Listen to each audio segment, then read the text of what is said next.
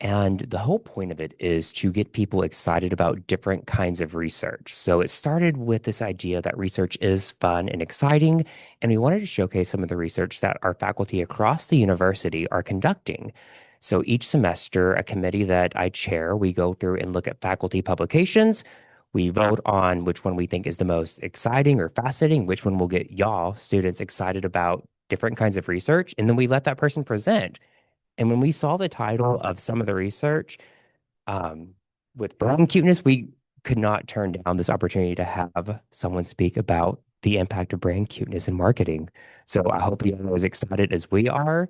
My name is Kevin Rogan, and I'm one of the outreach librarians. If you need some sort of verification for this, if you checked in, great. What I recommend is CCing me on an email to your professor if that's the best way for you to convey that you were here for any extra credit. If you have questions, feel free to ask me after the event. And thank you so much. Thank you, Kevin, for the introduction. Thanks to university libraries for hosting the event and inviting me. I'm Dr. Yuan Li, and I'm a marketing professor. And it's a true pleasure to be here and share with everyone the research I have been enjoying doing so much. So what I plan to do today is to just have a general discussion on cuteness, and then I will talk about the 3 papers published on this paper. And then in the end, I will open the floor for everyone to ask questions and share your comments.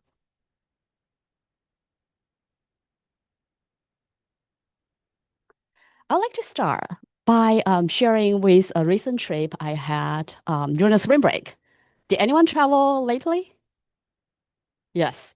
So when you guys were at the airport, you probably know what I'm talking about. It's just incredible. Because of the TSA staffing shortage, the line was extremely long. So my flight was very early in the morning, and I went there 4:30 at the airport. Guess what I found? It was an extremely long line. It was like people lining up for Black Friday deals. So I feel very anxious at that point, and I already started to looking for the alternative flights. Just at that time, I noticed a young mom pushing a stroller, and there was a baby girl sleeping on the same stroller. And I could not help by looking at the girl for a while, the baby girl for a while, and just keep on smiling. Imagine this. You're in a very busy airport and you're worried and anxious about your flight being late. But at the moment, when I look at this cute baby, all the anxious, all the anxiety, all the stress suddenly fade away. So it was really a moment of it's really a magic moment. I'm pretty sure that some of you might have those magic moments when you see something cute. Because we actually having seen cute stuffs every day in our daily life. And I just did a quick search on Amazon just by typing cute stuff. Hundreds and thousands of cute products just pop up. You can see those cute, like a duck nightlight. And you also have these cute emotional support nuggets. And I just recently celebrate Easter, and you can see those cute bunnies everywhere. I don't think cute products are just for babies, for children. Adults are actually a driver for the cute market. We now probably are talking about a cuteness product market varying about like billions of dollars. And if you're thinking about the cuteness, you will not only expect people to spend money on the cute stuff, but they also love to talk about it. And I know we're sitting here, we have the college students mostly, and you guys are it's considered as digital natives, and you spend a lot of time on social medias and on those pop magazines online. It's very hard to come across something with cuteness. So I just search it, and on Instagram and on Facebook, you will have a thread called cute stuff, where people will be able to upload the images, all the cute things they see or they buy. And one of the most recent social media posts I noticed is from from an animal rescue shelter. So about 3 weeks ago, they posted um, the people puppies, like 9 people puppies, upload the pictures of it, and they dress it as characters according to the HBO hit show, The Pit. And got tractions right away on social media. And immediately, a lot of people start to comment on it and start to like it. And those 9 people got adopted right away. And they even made to the special report, executive report on People magazine. People just like love to see the cute stuffs and love to see things that generate their interest and caught their attention. And about 2 years ago, one of the museums in London held a special exhibition. The title is called Cute. And they just like show all the cute images because they really wanted to understand why there is such a phenomenon that people are so attracted to cute stuffs. So when we're talking about cuteness, we have to consider Hello Kitty. This is a icon, the cuteness icon, probably one of the popular or most recognized cuteness icon. So Hello Kitty was invented by a Japanese designer, and it's owned by a Japanese company called Sanrio.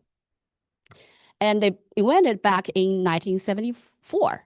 So after 50 years, Hello Kitty still to bring like over $4 billion to the market, to the company. And if you look at Hello Kitty, when Hello Kitty was celebrating her 50th birthday, Tokyo National Museum held a special exhibition just to celebrate the event. And you can guess like how popular Hello Kitty is. And this popularity of Hello Kitty was even described as a pink globalization. So Hello Kitty almost becomes a Japanese ambassador overseas. You can pretty much visit or see things with Hello Kitty everywhere. You will be able to visit Hello Kitty theme parks. You'll be able to see those Hello Kitty cave trucks running up and down the street. And you can even fly with Hello Kitty. So I just checked the Hello Kitty cave truck schedule. It was posted on Sanrio website.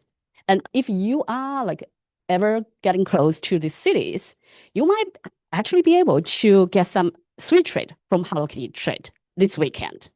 And you will be able to spend some money on the like macarons, cakes, cookies, and you will be able to get some of the special Hello Kitty merchandise as well. And there's a company from Taiwan. It's called EVA Airline. They have special route and they have special jets with Hello Kitty featured on their plans. So if you are ever considering flying between Chicago and Taiwan, Taipei, probably like one of the Hello Kitty routes you should consider, like flying with Hello Kitty and Hello Kitty's friends. So we talk about cuteness, right?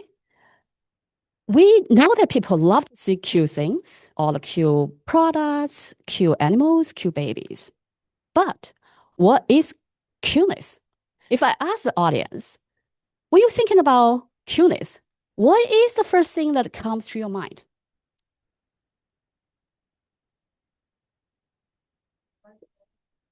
Bright colors. All right. Squishy. Like cuteness is often associated with those fluffy toys. Smiling. I already see some of the smiles on your faces. So a lot of times when we're thinking about cuteness, it's about like happiness, it's about positive emotions associated with it. But we actually has a definition for that. It's a subjective term describing a type of attractiveness commonly associated with baby. And back in 1943, an Australian ethologist, Conor Lawrence, proposed this concept of baby schema. It described those infantile features. So these features are commonly seen in babies. Usually you'll see in babies the Faces, big head, big forehead, big eyes, small cheeks, small mouth. And these features are considered as cuteness. We take a look at Mickey Mouse. And through the Mickey Mouse evolution, back from when it was invented in 1928, all over the decades, you can see that Mickey Mouse have shown more and more of those juvenile features. Like Mickey Mouse is made to have a larger eyes, like a big head, and also the short limbs. So these things make Mickey Mouse more adorable and more relatable. So people love to see a Mickey Mouse in this way. But when we see cute things, it always reminds us something positive. What is this love for cuteness? Why do we love cute babies? Why do we love cute animals? I like to take an evolutional perspective. So let me take you guys back to a primitive society. Imagine our ancestors, they need to take care of their babies back then. They have very limited resources. So they don't have enough food for everyone. It's not like nowadays. So the question is when the parents have to decide which baby get the food first, which baby? The cute ones. So babies are cute for a reason. The cuteness enhances their chances of survival. So over the years, those cute features got to be sustained and evolve. So we can imagine, right, when we see cute images, it always brings the smile. It's related to our happiness. People tend to spend more time when they see cute images. And it also influences our behaviors as well. When you see cute stuff, cute animals, cute babies, it makes you become more caretaking. It's associated with those caretaking, nurturing tendency. So, for example, researchers examine participants after they see the cute images. They found they actually perform better in the subsequent tasks when it requires to be participants to be more caregiving, to be more careful. So all these things tell us that the evolution perspective suggests or propose that cuteness, these features are actually evolves over time. And in our brain, it's coded in our brain to take care. And it's a very natural responses when we see cute images and cute things. We automatically or naturally tend to care and pay attention to their needs. So we know that cuteness is very common. We know that people love cute things. And I wanted to share with you the first project I did. This is a paper published in the Journal of Product and Brand Management with my co-author, Jackie Eastman. So in this research, I'm particularly interested in what makes things cute. We often hear people say as cute as a button or as cute as a bug's ear. Doesn't mean that size plays an effect in how people perceive things cute. I did a quick search on Amazon and it pops up with all the different cute products, like the one you see here, the humidifier or the lip mask stored in a honey pot or succulent-like candles. So one thing I noticed is that all those sellers emphasize a lot on the smallness of the product. If you look at the humidifier, on the package, it says small but powerful. And if you look at the lip mask, just a short product description, there are 3 words related to small size. And also for the succulent-like candles, the tagline is these cute little things will melt anyone's heart. So it really makes me feel like maybe the smallness has a lot to do with the cuteness perception. And I went back and checked the literature. and found out cuteness has a meaning associated with smallness. If you're thinking about the other words for cute, cutie, the noun suffix ie actually contains meaning of small, right? We have words like cutie, birdie, piggy, dog, and all these are the small in diminutive now, very common in English. It's not just in English. You can find a similar diminutive in our language, such as German and Chinese, and automatically associate size, smallness with cuteness, right? We hear words like as curious button. So this is another reflection, like why we naturally process small things with cuteness. And we know that babies are small in size and they are helpless. They are vulnerable. It triggers people's automatic attention and it makes people to want to take care and nurture those babies. So the small size is associated with vulnerability. If you look at the animal world, those small animals usually become the prey. And it's like very, because they are associated with vulnerability and repeated over time. So we just think small size is considered as vulnerable.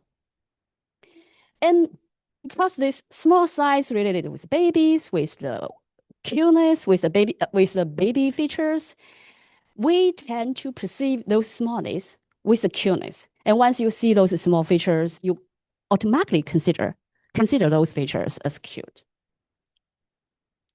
So how do we test it? How do I show that the small size actually makes things cuter? So in one study, I show the images of the two cups and just ask people to imagine, as the participants to imagine, they were considering buying a coffee mug. So in one group, they see the regular coffee mug, and in another group, it's a small size coffee mug. And after seeing that, I ask them to evaluate which one you consider as a cuter. So this is what I found. So those people who see the regular size coffee mug considered it as less cute compared to those people who are in the small group, in the small coffee mug group. So basically what it shows is that people who viewing the small coffee mug, they perceive it as cuter. Now, you might probably wonder, right? My coffee mug needs to hold at least like 10 or 12 ounces. It cannot be smaller than that. How can you make things smaller? That does not serve a utility function. So in the third study, I show them a new car model, and I just randomly assigned participants into two different groups. And I describe this new car model in one group as a road runner. In another group, I told them this is a new car model called Mini Road Runner. And I asked them to evaluate which one you consider, whether you think this car is cuter. And this is what I found. So those people who read the car, the new model as Mini Road Runner, they actually rate it as a cuter. It's pretty much similar to the pattern we found from the coffee mug study. And more interestingly, we found that people who are in the smallest group consider the car to be like more vulnerable, and then they actually perceive it as cuter. So we have shown that the size does matter, right? Size, the smallness is associated with cuteness. And what does it mean for the marketers? It actually provides a very easy and feasible way to include the size into design. You don't necessarily need to change the size of your product. You can just change the product name. You can change the product description, or you maybe change the product look by those visual cues. And also, they will be able to make people perceive, once they make people perceive things to be cuter, it's going to increase their purchasing likelihood. So this is my first paper. And in the second paper, I start to wonder, we know that cuteness appears to everyone, but does it make a difference on men and women? So this is a paper published in Journal for Business Research with my co-author Denfen Yan.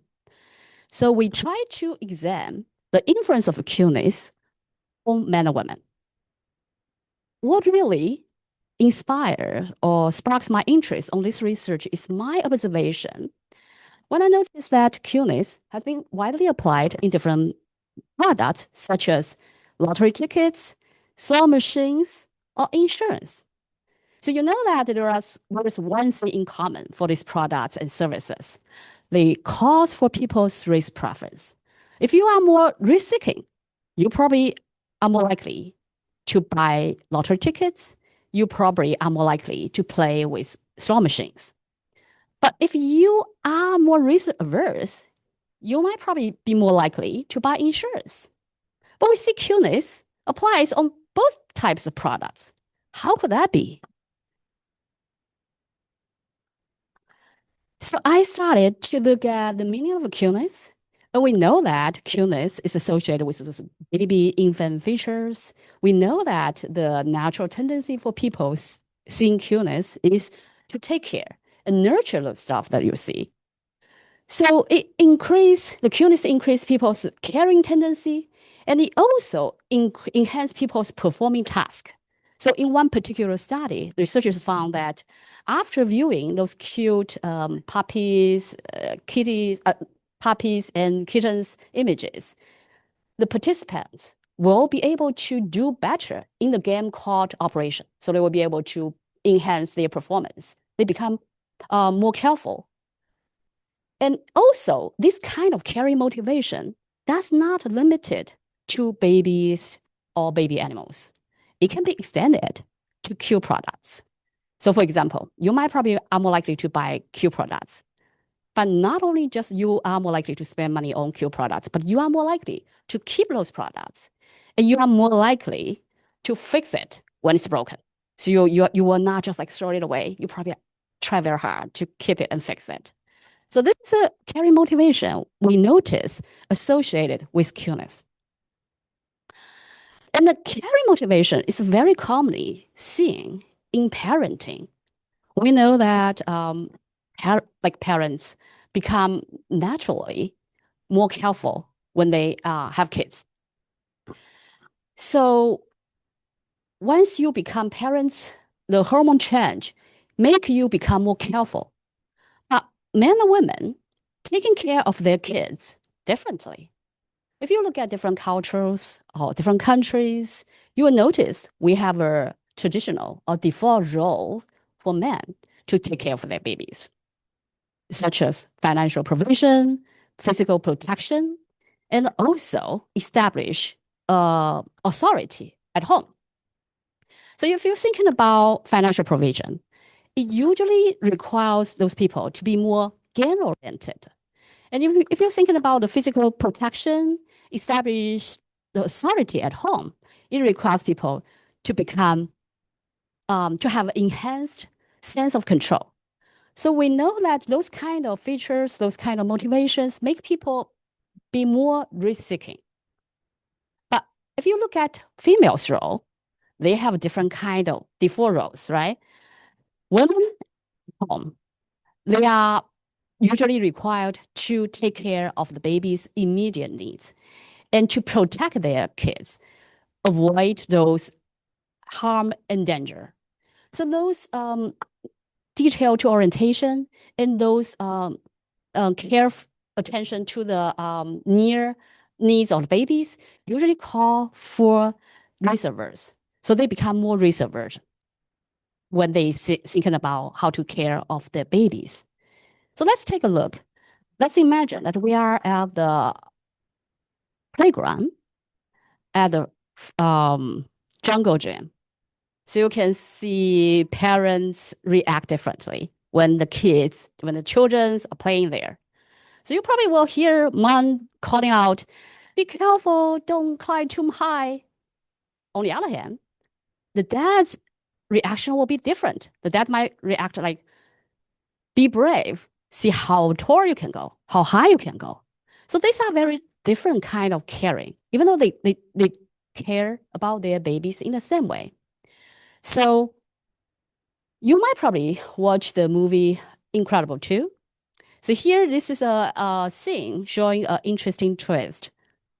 When Mr. Incredible's wife is going to step out and take a big task to take care of to save the world.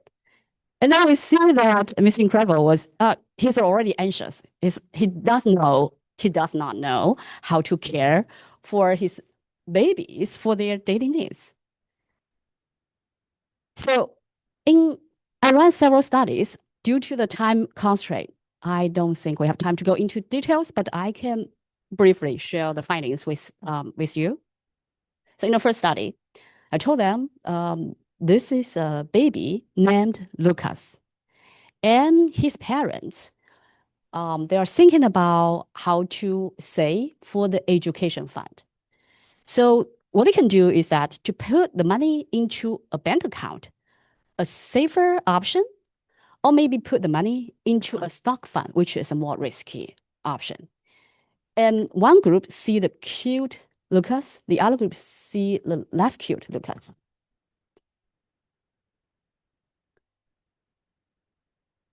And what I found here is a very interesting pattern. So if you look at males, their reaction about making choices of the stock fund increases when they see the cute baby Lucas. But for women, those women are more likely to choose the safer bank account when they see the cute baby Lucas. So in the second study, I wanted to show a different kind of stimuli, different images. So I show people cute kittens or puppies versus mature dogs or cats. And participants were randomly assigned to view either the cute condition or the control condition. And I continue to see the same pattern. And the risk preference here, what I ask is that, were you willing to bet 10% of your annual income on a new business venture? So if you are more risk-seeking, you are more likely to choose and more likely to say that I'm going to bet my money on the new business venture. When you are risk-averse, you are less likely to bet your money on the business venture. So this is what I found. So if men see those cute kittens and puppies, they're more likely to say, hey, I'm going to invest my money on this new business venture. While for women, it's the opposite pattern. When they see the cute puppies, kittens, they are less likely to do those kind of choices. So in the last study, I not only wanted to just show the same pattern, I also want to find out what is the reason that make people to choose differently. So I show them the two different kinds of images. We recruit participants from online panel. So in one group, they see the cute babies images.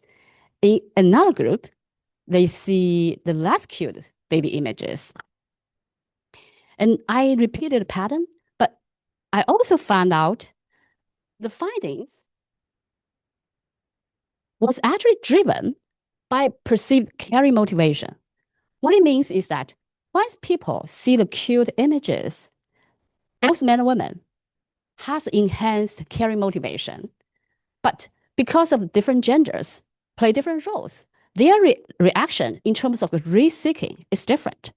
Those carry motivation makes men to become more risk-seeking, but makes women to be more risk-averse. So what does it mean, right? If we are marketers, we are companies, what can we use for my findings?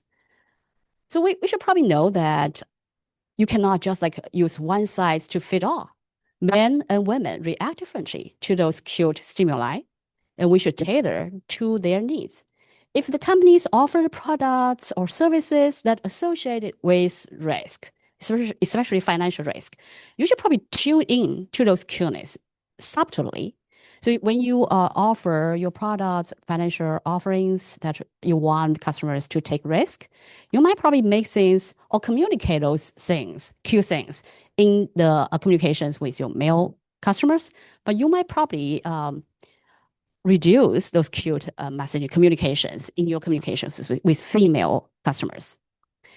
And we often notice the policymakers, they show those cute images, like cute animals on the roadside, right? So I wonder whether the findings here can be extended to other domains, such as safe driving. So based on the findings from this research, I would say maybe it could work for female drivers. It could backfire for the male drivers. And in my third paper published in Psychology and Marketing, I examined the cuteness and luxury. So the idea is that the cuteness element that is like so common, that is loved by all people, all genders, all walks of life, does it apply to only a limited, selective few? We see those cute things, cute products very well, right? You can see those cute products probably on the mundane daily purchases. But we also know that luxury are not supposed to be for everyone. It's only for the selective few. If we're talking about the luxury consumers, we are mainly talking about those customers from the household, probably with annual household income about 200,000. So it's not for everyone. But what that really struck my interest is that I noticed that cuteness or the cute design showed up in the luxury products. If you're thinking about Louis Vuitton and Gucci, they collaborate with Disney and have the Mickey Mouse show up on those backpacks. We know that cuteness are for everyone in our daily life.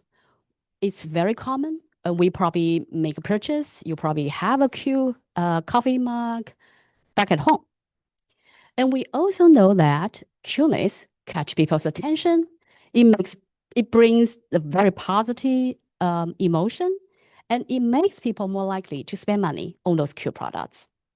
It seems like it's for everyone, and across you can see it very well. And I think maybe many of you still have fond memories about Disneyland, right? We still remember those happy feelings we feel. But at the same time, we notice that luxury is only for the extraordinary people.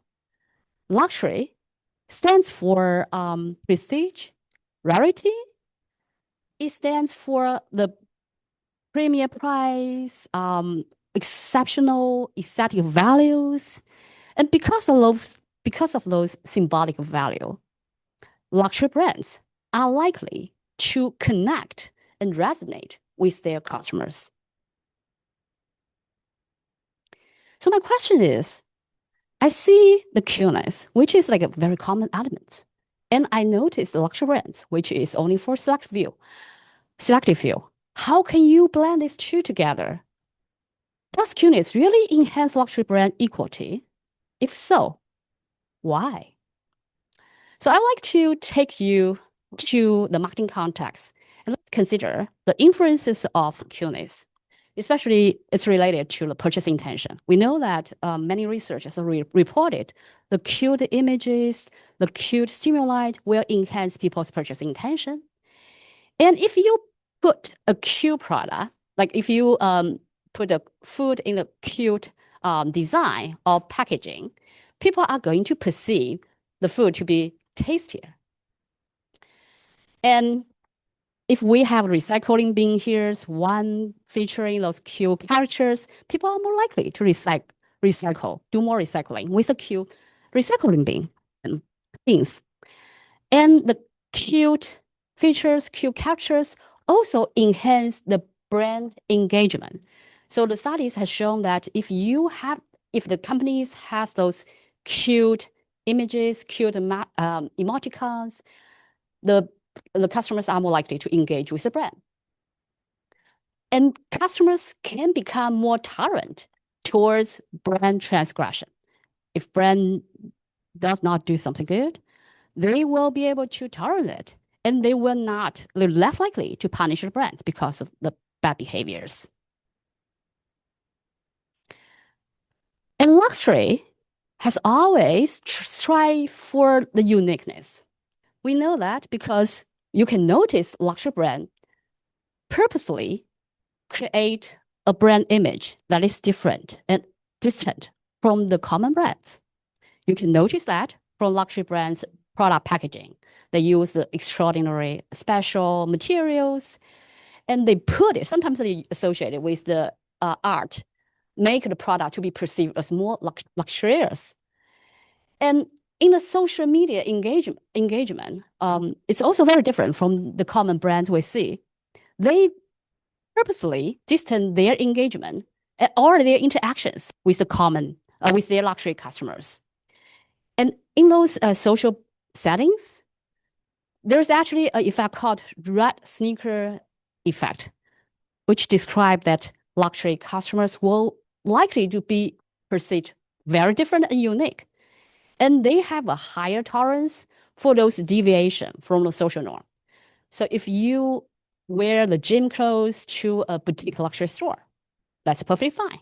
Or if you wear a red sneaker to a professional setting, that's also considered acceptable, because this kind of unique perspective makes those people to feel like more successful, and it's associated with a higher status. So the perceived uniqueness really enhance luxury brand equity. And we know that cuteness is not very often seen on luxury brands. So once the luxury brands present those cute design on the luxury brands, it enhances the perceived uniqueness. And we know that all the positive emotions associated with cuteness. So we are certain that cuteness really make the luxury brand or really enhance luxury brands brand equity. So in one of the studies, what I show is that I told the participants that this is a luxury hotel, and this is a luxury hotel's website that recently started to featuring the animal ambassador. So the participants recruited online were randomly assigned to view either the cute images versus the other one. So you can see the luxury car here. So in one condition, it features a cute kitten, their animal ambassador. In another condition, there's no kitten. So what I found out is the cute condition, the perceived brand equity was higher compared to the control condition. Not only that, the brand loyalty is also higher. So in the third study, I show a social media post just to remove all those pre-existing association with luxury brand. We told them this is a fixtures luxury brand, and we change the cuteness by changing the logo that associated with the social media. So in one condition, it's a cute kitten, like a cartoon-like. The other one is a mature cat. And we show them this is a brand that sell for the handbags, and ask them to evaluate the brand equity. And in the cute kitten, cartoon kitten condition, the brand equity is higher compared to the control condition. So the most important part is that we also show that the cuteness enhance this perceived uniqueness, which drive this perceived brand equity. So in the fourth study, I not only wanted to repeat it, but I also wanted to test it in different brands. So when we're talking about luxury brands, we know that luxury brands sell for the premium price, stand for reality and extraordinary. We also know that the non-luxury brands or the mass market brands, they are just like a charge at a normal price. That's the products we purchase every day. That's brands that we associate or we see on our daily life. But there is a in-between brand. It's called masstige brand. So the masstige brand is created by luxury brands when they evolve to try to attract more customers. So basically, the luxury brands create the masstige brands to give the extraordinary people, customers, a chance to access the normal people a chance to access the extraordinary product. So it's kind of like a blend of mass and class. So you don't have to spend that much money, but you can still charge the consumers with a premium price and own a piece of very high quality product. So let me give you an example. If you're looking at handbags, if we're talking about Louis Vuitton, a handbag probably easily sell over 3,000. And if you're thinking about Michael Kors, around $300, like a masstige brand. And CK, probably below $100. So that's the difference between a non-luxury brand or mass market brand and masstige brand and a luxury brand. So I show them the same kind of stimuli as study 3. And here, what I found is very interesting. So I think we continue to get a result for the luxury brand. So you see here, when you show the cute images, people perceive the brand with higher brand equity. But it's not the case for the masstige brand or masstige brand. So what we find out in this research is that cuteness can be a very powerful design element that can be utilized by luxury brands. It enhances your luxury brand equity, and also it makes people more likely to purchase your brand. So now we look through all the 3 different papers, 3 different research. What is the takeaway? Of course, the first, size matters. Smallness really makes things cuter. But you don't have to sacrifice your utility products, utility function. You can make things be perceived as smaller by changing the product name, by changing the size of it, or by changing the product description. And 2, cuteness influences men and women differently. It makes people, especially men, to be more risk-seeking, but it makes females, women, to be more risk-averse. And 3rd, cuteness enhances luxury brand equity. This is because when the luxury brand blend in the cuteness element, consumers are going to perceive the luxury brands as more unique, and then it makes the luxury brand to have a higher equity. All right. I'd like to open the floor for questions and comments.